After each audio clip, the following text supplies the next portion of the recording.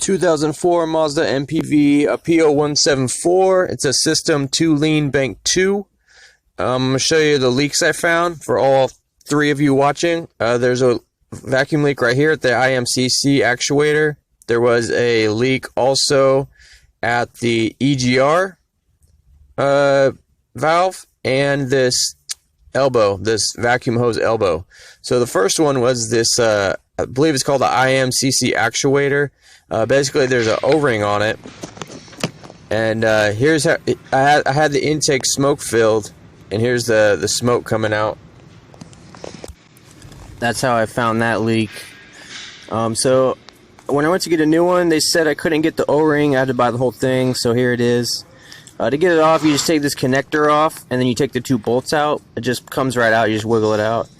And as you can see, the O-ring, it kind of looks like, worn out. So over time, it could start sucking in air. I'm going to get it out, and then I'm also going to clean the area that the O-ring goes on. Like right here, I'm just going to clean this. Alright, wipe it with a rag.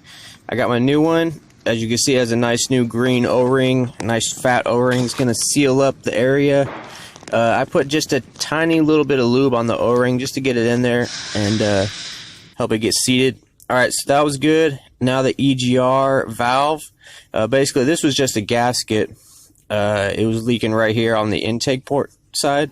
I'm going to show you, I had it smoke filled. I put smoke in the intake. I don't know why I keep having trouble saying that. And I don't know if you can see it, but there was smoke coming out. Not as much as the other IMCC actuator, but it was coming out here. And this is kind of towards the back of the intake, so I figured it was probably contributing to the code. So 2 bolts, I believe they're 2 8mm bolts. You just kind of pull them off, and then you can get the gasket out. There's the gasket. It doesn't look too bad, but I'm gonna replace it anyway. And then this guy was leaking. Okay, so right here, this part is supposed to go in the intake, and there's actually an O-ring that goes on it. I couldn't get the O-ring without getting the whole new intake. So what I did is I got the new elbow here, and I used this side, and I put that side in the intake side, like that, and it sealed up, and I put the other side in the hose, and it worked. So that's it, guys. Hopefully this video helped you out. Please put any additional information in the comments. Thanks for watching.